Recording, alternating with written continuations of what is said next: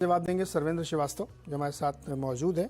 और मार्केट इस वक्त एकदम ताज़ा हाल ये है कि 77 पॉइंट नीचे है निफ्टी 19,575 कैश में, और बैंक निफ्टी 44,031 330 पॉइंट नीचे। मिड कैप में ज़्यादा गिरावट है, 350 पॉइंट कमज़ोर है। सर्वेंद्र जी स्वागत है आपका। क्या लग रहा है भाई, चार्ट पे कैसा दिख रहा है निफ्टी और बैंक निफ्टी? बहुत बहुत नमस्कार नीरज जी। देखिए 19,500 का दायरा कहीं वो एक चुंबक का काम कर रहा है, निफ्टी के लिए अपने पास रखना चाह रहा है। नीचे भी बहुत ज्यादा जाने नहीं दे रहा है, ऊपर भी बहुत ज्यादा जाने नहीं दे रहा है। तो थॉट ये है कि भाई शॉर्ट टर्म में तो आप एक थोड़ी शायद एक रेंज में फंसे हुए हैं, और वो रेंज मोटा मोटी अभी आप नीचे में हमने जो लो किया 19,350 के आसपास, और ऊपर में अभी हम जहाँ गए थे 19,700 के आसपास हम अटक गए। तो ब्रॉडली शॉर्ट टर्म में ये रेंज रहेगी। मीडियम टर्म देखिए जो हम डिस्कस कर रहे हैं कि भाई मीडियम टर्म अब उछालों में सेलिंग आ जाती है, तो मीडियम टर्म प्रेशर्स डेवलप हो गए हैं बाजार में और थोड़ी उछालों में सेलिंग आ रही है। तो इस बात पे गौर करना बहुत जरूरी है कि कहीं मेरे हिसाब से मार्केट का nature is more sell on rise, तो स्लाइटली नेगेटिव बेस का पलड़ा थोड़ा सा यहाँ पे भारी है मेरे हिसाब से। और देखिए जैसे हम हमेशा डिस्कस करते हैं कि न्यूज ऑलवेज फॉलोज प्राइस, तो बाजार ये कहीं पहले ग्लोबल मार्केट्स ऑलरेडी 15-20 दिन से घट चुके हैं और फिर ये डेवलपमेंट आ रही है। कोई भी वॉर हो एक दिन में तो छिड़ती नहीं है, कहीं ना कहीं पीछे प्लानिंग वैनिंग होती है। और तो आई थिंक बाजार को कहीं ये अंदेशा पहले से रहा होगा, और ये 15-20 दिन से ग्लोबल मार्केट्स आप देखिए सब तरफ ये करेक्शन चल रहे थे। अब ये कितना एस्केलेट होगा ये हम देखते हैं, बट फिलहाल के लिए आई थिंक आप मान के चलिए कि 19,350 19,400 के लेवल्स शॉर्ट टर्म में सपोर्ट है। उनके नीचे गया तो आई थिंक दिक्कतें निफ्टी के लिए गहराएंगी। सेम वेज बैंक निफ्टी के लिए भी आई थिंक 43,500 43,700 ये अच्छे सपोर्ट्स रहे हैं। 44,000 से 45,000 की रेंज रही है। तो अगर ये रेंज डिसाइसिवली नीचे टूट जाती है तो आई थिंक दोनों केसेस में फिर प्रेशर डेवलप होंगे। जब तक वो नहीं हो रहा तब तक आई थिंक ये मार्केट रेंज बाउंड है।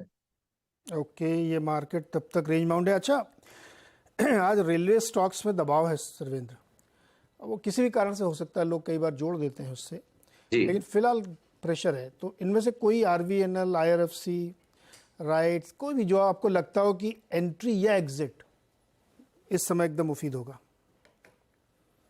देखिए मेरे हिसाब से तो काफी चले हुए स्टॉक्स हैं, जितने भी नाम लिए रेलवे के सारे चारों के चारों स्टॉक्स आई थिंक बढ़िया चले हुए हैं। तो आई थिंक यहाँ पे मेरी राय ये रहेगी, अगर किन्हीं के पास जिनके पास हैं आई थिंक वो एग्रेसिवली ट्रेलिंग स्टॉप लॉस का इस्तेमाल करें और ट्रेड में थोड़े दिन 1-2 दिन और बने रहें। अगर ये आज तो डे 1 है तो उसको आज जाने देते हैं, बट किसी कारण से कल और परसों में भी वीकनेस रहती है तो आई थिंक आपको एग्रेसिवली अपने ट्रेलिंग स्टॉप लॉसेस ट्रेल करके रखने चाहिए, और उनके माध्यम से ही कहीं एग्जिट का रूट भी पहले से डिसाइड करके रखना चाहिए, सो दैट मुनाफा बीच बीच में बनता रहे। तो अभी फिलहाल पोजीशन तो बने रहे, लेकिन स्टॉप लॉसेस को एग्रेसिवली ट्रेल करके रखें, ये मेरी राय रहेगी। ओके, ये राय है रेलवे में, आरवीएनएल में जो इस वक्त है। और टीसीएस में तो बहुत आम फहम है खबर की वजह से, क्या लग रहा है आपको? देखिए आईटी में एक बढ़िया पुलबैक चल रहा है। आईटी स्टॉक्स अब डेफिनेटली यहाँ पे एक बढ़िया मोमेंटम ट्रैक्शन बन गया है, बट आईटी इंडेक्स में आई थिंक जो शॉर्ट टर्म मेरे टारगेट्स थे मोटा मोटी, अगर जो हमें लग रहे थे कि अपू एक अगर आया तो 3500-3600 तक जा सकता है, तो आई थिंक वो टारगेट्स मोटा मोटी अचीव हो गए हैं। तो शॉर्ट टू मीडियम टर्म में आई थिंक जो भी बेस्ट केस सिनेरियोस थे वो बिल्ड इन हो गए हैं, और इंडेक्स ओवरऑल मुझे अभी उतना एक्साइट नहीं करता निफ्टी आईटी इंडेक्स। तो मेरा थॉट तो यही है कि टारगेट्स यहाँ पे आए हुए हैं, तो थोड़ा थोड़ा मुनाफा बांधते रहें। ओके, चलिए सवाल लेते हैं। और पहला सवाल पूछना चाहते हैं नितिन कोठारी शिरडी महाराज से। नितिन बताइए क्या सवाल है? सर मेरा टीटीएमएल का शेयर है, 150 शेयर है, 187 से। ओके, 96 रुपये है, नुकसान हो गया आपको? हाँ सर, क्या करना चाहिए? सरवन जी क्या करना चाहिए टीटीएमएल में? देखिए स्टॉक तो पुलबैक कैटेगरी का ही है, क्योंकि इस बुल मार्केट में इसने पार्टिसिपेट ही नहीं किया और गिर ही रहा है। तो आई थिंक इसमें पुलबैक्स ही चल रहे थे, और फिलहाल हम यही मान के चलेंगे कि एक लार्जर पुलबैक कहीं इसमें चल रहा है। थॉट मेरा अभी ये रहेगा, जहां पे ये मुझसे पूछ रहे हैं, मुझे लग तो रहा है कि 88-90 के आसपास इसमें अच्छे सपोर्ट्स हैं, short to medium term supports उधर अच्छे आए हुए हैं। तो आई थिंक मेरे हिसाब से जब ट्रेड में बने हैं तो एक बार कहीं 90 के नीचे या 88 के आसपास कहीं एक क्लोजिंग वाली स्टॉप लॉस रखें, और फिलहाल एटलीस्ट 15 दिन ट्रेड में बने रहें, और एक 15 दिन बाद चाहे तो दोबारा राय ले लें। ओके, 15 डे बाद दोबारा एक बार राय लीजिएगा। चलिए एक सवाल भी लेना चाहते हैं वैभव मांडे पुणे महाराज से। वैभव जी नमस्कार, बताइए। हाँ जी नमस्कार सर। जी एक्चुअली मेरे पास 919 शेयर्स है IRFC के एट प्राइस ऑफ 75। ओके, अभी हम लोगों ने चर्चा की, सुनी आपने? हाँ सुने मैंने। सर जी, स्पेसिफिकली इनके प्राइस पॉइंट पे क्या राय होगी? 75 पे लिया इन्होंने। देखिए, थॉट तो इनको भी यही रहेगा कि आज का एक दिन एटलीस्ट दो, अब इतना खड़े हैं तो आज और कल देख लें। इन द मीन टाइम मेरे हिसाब से जो इसके एक बढ़िया सपोर्ट एरिया मुझे जो अभी इमीडिएटली जो दिख रहा है वो तकरीबन 68 के आसपास आ रहा है। तो 68 के नीचे जरूर एक स्टॉप लॉस भी रखें यहाँ पे, और फिलहाल तो ट्रेड में बने रहें। ओके, बने रहिए, 2-4 दिन देखिए अभी क्या स्थिति बनती है। राजेश कोठारी हैं हमारे साथ, बीजापुर कर्नाटक से। राजेश जी नमस्कार, सवाल पूछिए सर। हाँ, नमस्ते, good morning sir. Good morning, बताइए सर। सर मेरे पास सन फार्मा का स्टॉक है 115 by the rate of 1062, long term view है सर। ओके, 1062 पे सरवेन जी सन फार्मा 15। क्या राय बनती है आपकी? राजेश जी ने 1062 पे लिया है।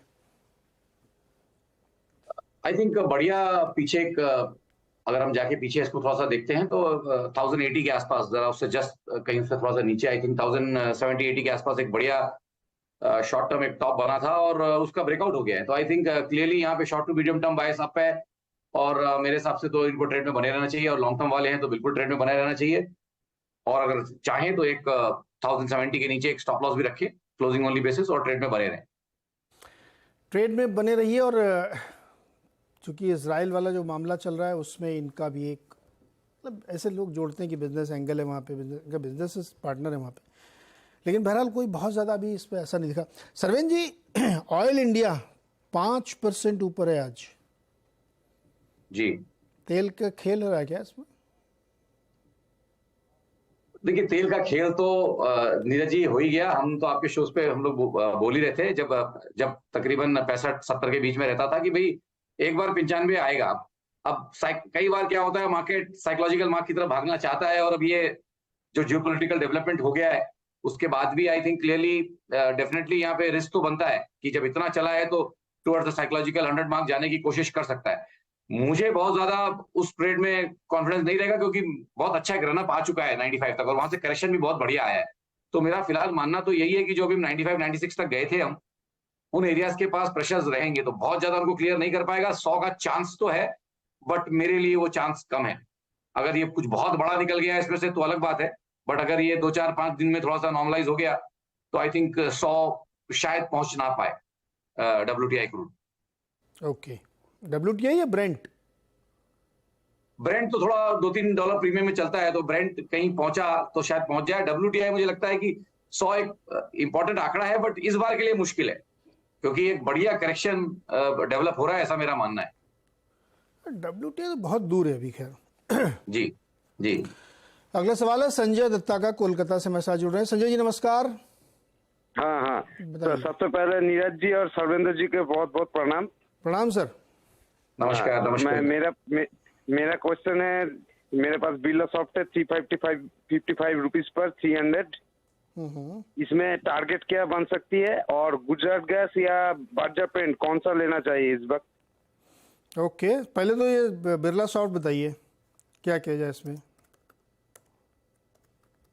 देखिए, बिरला सॉफ्ट में तो मैं इनको बोलूंगा कि अच्छा स्टॉक रहा है और अपने पीयर सेट को आउट परफॉर्म किया है। तो इसका जो जिस तरह का पुल बैक आया है वो और बहुत सारे स्टॉक्स में नहीं आया है। तो आई थिंक ट्रेड में बने रहें, और रिसेंट जहां पे अभी हमने गिरावट देखी थी, जहां से इसने सपोर्ट लिया है तकरीबन 470 के आसपास, आई थिंक वही सपोर्ट एरियाज रहेंगे मेरे लिए, इनके लिए। ट्रेड इनका बढ़िया है, तो 470 के नीचे कहीं स्टॉप लॉस लगा के बने रह सकते हैं। उस तरह का रिस्क अगर ये अफोर्ड कर सकते हैं तो आई थिंक ट्रेड में बने रहें। यहाँ पे अभी भी मोमेंटम जारी है, और यहाँ पे पॉसिबिलिटी है एक बार आपको ऊपर में 550-560 के टारगेट्स भी आने की। तो आई थिंक ऑलरेडी ट्रेड में है तो बने रहें, और ऊपर के स्तर यहाँ आने चाहिए। ओके, ये राय बन रही है। अच्छा, अब दूसरा सवाल जो पूछा है सर ने, संजय जी ने, कि गुजरात गैस या बर्जर पेंट कौन सा इस समय खरीदने के लिए सही है? जी, दोनों में से चूज करने अगर ये मुझे बोलेंगे तो फिलहाल तो मैं गुजरात गैस के साथ जाना चाहूंगा, और थॉट यही है कि भाई 660-670 के आसपास अच्छे सपोर्ट्स रहे हैं, और बार बार वहां से बढ़िया ट्रैक्शन आता है। तो नीचे में मिले, आई थिंक अराउंड 7-7-10 के आसपास मिले तो आई थिंक गुजरात गैस में रिजर्व्स बढ़िया हो जाएंगे, तो वहां पे मेरी चॉइस गुजरात गैस रहेगी। नहीं नहीं, कितने में मिले? 7-7-10, ये 420 पे चल रहा है अभी। मेरे चार्ट्स में तो आई थिंक कुछ मेरे चार्ट्स में जो दिखा रहा है वो लेवल्स कुछ अलग। आप बर्जर देख रहे हो क्या? नहीं, मैं गुजरात गैस ही देख रहा हूँ, बट मेरे रेट्स थोड़े गलत आ रहे हैं इसके मतलब। गुजरात चल रहा है अभी 420 रुपए का। जी जी, मैं एक बार वापस लेवल्स देख लेता हाँ, हूँ। एक बार रेफरेंस करिए। एक महीने में 10% स्टॉक नीचे है। गैस कंपनियों में क्या हुआ था कि वॉल्यूम जनरेट नहीं हो रहा था, मतलब ज़्यादा गैस बिक नहीं रही थी। तो आपको याद होगा पिछले दिनों महानगर गैस ने अपने दाम काटे थे 3 रुपये पर केजी। उसके बाद स्टॉक में एक बड़ी रैली 2-3 दिन तक बनी थी कि दाम कम हुए तो वॉल्यूम जनरेट हो, क्योंकि डीजल और इसके दाम के बीच में अंतर होना चाहिए, वरना लोग क्यों खरीदेंगे गैस, फिर तो डीजल वाली गाड़ी चलाएंगे। मिला प्राइस लेवल्स? जी जी, आई थिंक जो मुझे इमीडिएटली यहाँ दिख रहा है वो 390-400 के आसपास सपोर्ट्स यहाँ पे दिख रहे हैं। और थॉट यहाँ पे ये है कि थॉट यही है कि 400 के नीचे कहीं स्टॉप लॉस लगा के अगर करना चाहें तो आई थिंक गुजरात गैस ही यहाँ पे चॉइस रहेगी। फिलहाल ये जो चार्ट निकले हैं ये भी तकरीबन वैसे ही हैं, क्योंकि पेंट्स में मुझे अभी उतना कॉन्फिडेंस नहीं है। मुझे लगता है कि एक लार्जर करेक्शन कहीं पेंडिंग है। अगर क्रूड जिस तरह से अभी एलिवेटेड प्राइसेस पे है, आई थिंक प्रेशर्स रहेंगे उस स्पेस में नेक्स्ट 1-2 क्वार्टर तक। ओके, तो संजय जी अभी वेट करिए इसको, जब ये 400 के नीचे जाए तब देखिएगा इसमें। अगला सवाल है अमित का भटिंडा पंजाब से। अमित जी नमस्कार, बताइए सर। हाँ सर। जी। सर मेरे पास 1600 शेयर हैं ये एशियन ग्रेनाइट हो गए 61 पे। 61 रुपये पे एशियन ग्रेनाइटो 1600 शेयर, अभी क्या भाव चल रहा है? 63 रुपये। अभी हाल फिलहाल में लिए हैं क्या, 2-4 दिन पहले? नहीं, अभी काफी देर हो गई, 3-4 महीने, मतलब कि 2 महीने के आसपास हो गए हैं। ओह सरवेश जी, 2 महीने हो गए जी। और स्टॉक अभी चला नहीं। एशियन ग्रेनाइटो की टाइल लगवाए क्या अपने घर में आपने? नहीं, मैंने तो बिल्कुल लगवाई थी, जब मैंने पूरे घर में तो नहीं, जब किचन में लगाए थे तो इनके स्लैब्स लगाए थे। आई थिंक टाइम हो गया। देखिए यहाँ पे इनके लिए एशियन ग्रेनाइटो में थॉट यही है कि देखिए एक अच्छा शॉर्ट टर्म अपमूव तो चल रहा है और मुझे लग रहा है कि 60 रुपए के आसपास 6 सपोर्ट से एक लार्जर डिक्लाइन, एक अंडर परफॉर्मिंग कैटेगरी का स्टॉक रहा है, लेकिन शायद वो जो ग्रीन शूट्स पहले जिनको हम बोलते हैं ना ग्रीन शूट्स, वो बनने की तैयारी तो हो रही है।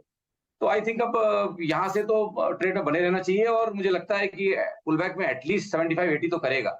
तो आई थिंक अगर इनके पास है तो आई थिंक ट्रेड में बने रहना चाहिए।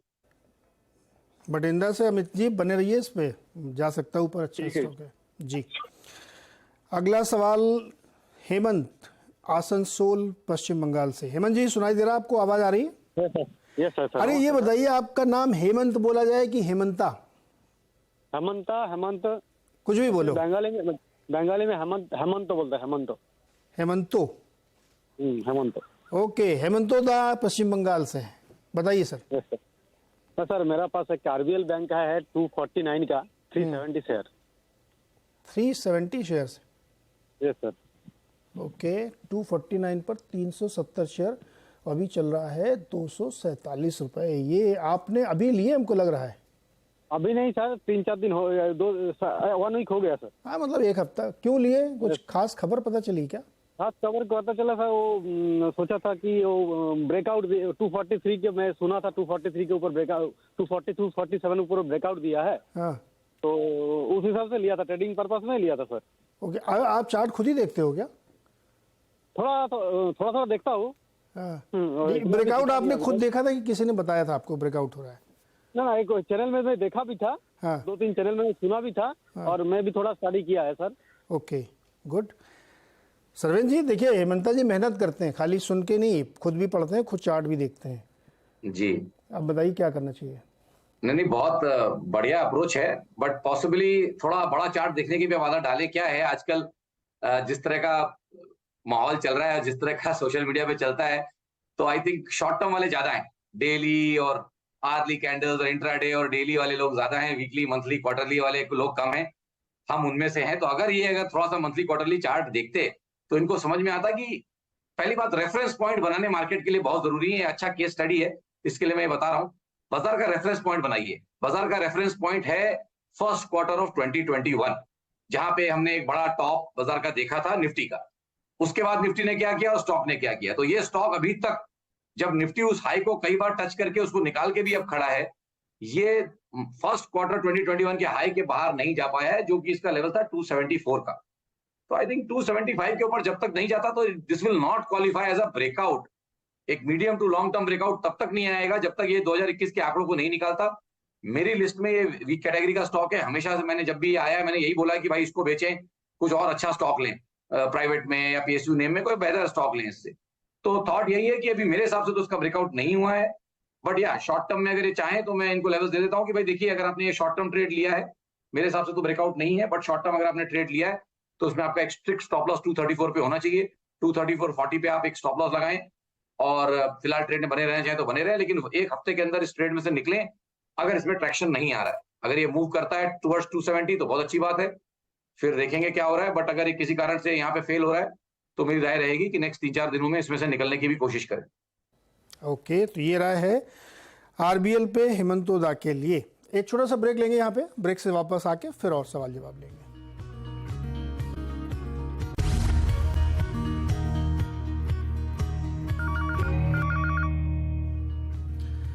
स्वागत एक बार फिर से ट्रेडर्स हॉटलाइन में, और हम आपके सवालों के जवाब देने की कोशिश कर रहे हैं। अगला सवाल सहारनपुर उत्तर प्रदेश से है अनुराग महेश्वरी। नमस्ते सर। नमस्ते सर। बताइए सर। सर मैंने 9500 उज्जीवन फाइनेंस बैंक में रखे हैं, नियरली 36 का एवरेज है मेरा, और लॉन्ग टर्म का मेरा व्यू है उस पर। लॉन्ग टर्म से मतलब क्या कितने महीने, साल? साल 2 साल। साल 2 साल, ओके।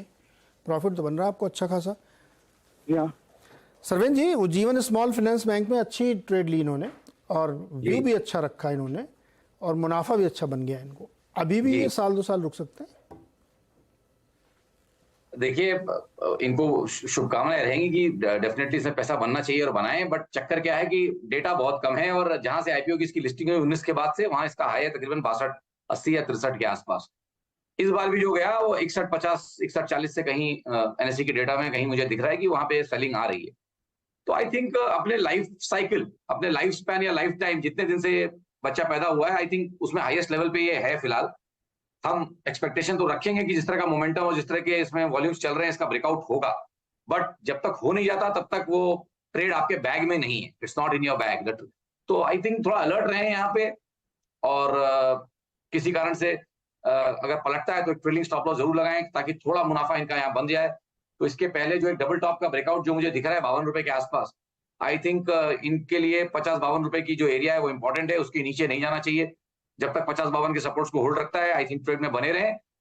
अगर उसके कारण उसके नीचे किसी कारण से आके बंद करता है तो एक बार थोड़ा मुनाफा बांधें और फिर दोबारा री एंट्री करने की कोशिश करें, ऐसी मेरी राय रहेगी।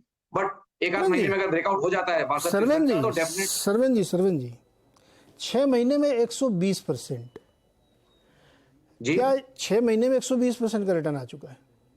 जी बिल्कुल, इसके लिए मैंने बोला। तो मैं कह रहा हूँ क्या ये स्ट्रेटजी हो सकती है? क्या नाम है उनका? अनुराग जी आप भी सुनिएगा, मैं आपसे सवाल पूछूंगा। 100% प्रॉफिट बुक कर लें, और अगर इस स्टॉक पर अनुराग जी को इतना कन्विक्शन है तो जब ये 62 के ऊपर जाएगा तो री एंट्री करेंगे। अभी तो आपने कहा ना पूरे लाइफ जब से लिस्ट हो तब की लाइफ साइकिल में पीक पर खड़ा है। जी जी, व्हाई टू टेक रिस्क? नहीं देखिए बिल्कुल, अभी इनका पैसा है, मैं इनके ऊपर छोड़ता हूं कि अगर ये ब्रेकआउट ट्रेडिंग कर सकते हैं कि अभी यहाँ पे एक बार छोड़ दें और फिर ऊपर में ले लें तो नथिंग लाइक इट, बट वो काम सब लोग कर नहीं पाते हैं। एक बार भाव देखने के बाद छूट जाने के बाद कई लोग री एंट्री नहीं कर पाते हैं एंड वाइसा वर्सा बेच भी नहीं पाते हैं लौटते में। तो आई थिंक इसीलिए थोड़ा ट्रेलिंग स्टॉप लॉस अगर लगा रहता है तो क्या है, मेंटली आप कट जाते हैं ट्रेड में से और आपका ट्रेड निकल जाता है। पूछते जरा, बट यस व्हाई नॉट।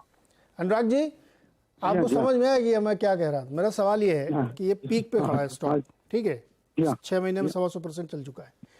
अब मान लीजिए आप लॉन्ग टर्म इन्वेस्टर है, और होते भी ऐसे लॉन्ग टर्म इन्वेस्टर बहुत सारे, ये स्टॉक मान लीजिए गिर के आ गया 45 रुपए, अब वो कोई फर्क नहीं पड़ता, आपकी तो बाइंग उससे बहुत नीचे है, फिर ये ऊपर यहाँ से जाएगा 70 रुपए हो जाएगा, ऐसा हो सकता है और होता भी है। क्या आप इतने चतुराई से काम कर सकते हैं कि आप पीक पे जाके बेचो 45 पे ले? ये तब आप कर पाएंगे जब आपका बहुत बड़ा कन्विक्शन है। ऐसा नहीं हो पाता, नहीं कर पाएंगे ना। हाँ, क्योंकि ये बहुत कन्विक्शन वाले लोग कर पाते हैं कि आप पीक पे जाके बेचें और उसके बाद नीचे जब दोबारा लेंगे। तो सरवेन जी ये तो भाई बेच नहीं पाएंगे, तो इनको बने रहना चाहिए या एक स्ट्रिक्ट स्टॉप लॉस बताइए। हाँ, तो इनको फिर मेरे हिसाब से अगर स्ट्रिक्ट स्टॉप लॉस रखना है तो आई थिंक इनको 50 रुपए के नीचे एक स्टॉप लॉस रखना चाहिए, और वहां पे इनका ट्रेलिंग काफी अच्छा पैसा इनका वहां पे भी बन जाएगा, तकरीबन 30-35% इनके वहां पे 31% के करीब बन जाएंगे। तो आई थिंक 50 रुपए के नीचे क्लोजिंग ओनली स्टॉप लॉस रखें और फिलहाल ट्रेड में बने रहें। ओके, फिलहाल ट्रेड में बने रहिए और 50 के नीचे स्टॉप लॉस आपका है, 50 नीचे जाए बेच दीजिएगा भाई, है ना। ये आपको करना है जिससे कि आपका प्रॉफिट प्रोटेक्टेड रहे। सरवेन जी शुक्रिया बहुत बहुत जुड़ने के लिए। अनुराग जी आपका भी बहुत धन्यवाद नीरज जी। मदद की हमारी दर्शकों की तमाम। और इस बीच निफ्टी 100 पॉइंट के आसपास नीचे जा रहा है और bank Nifty 350 point, mid cap में थोड़ी और बढ़ी है, 410 पॉइंट गिरावट हो चुकी है। तो राइज पे सेलिंग का एक माहौल है। एडवांस डिक्लाइन काफ़ी कमज़ोर है, 1:3.5, मतलब हर एक चढ़ने वाले के सामने 3 से ज़्यादा शेयर्स कमज़ोरी दिखा रहे हैं। ये लाल हरी लाइन की जो ट्रैक की जो दूरी है वो बढ़ती जा रही है। छोटा सा एक ब्रेक, उसके बाद देखिए खिलाड़ी नंबर 1।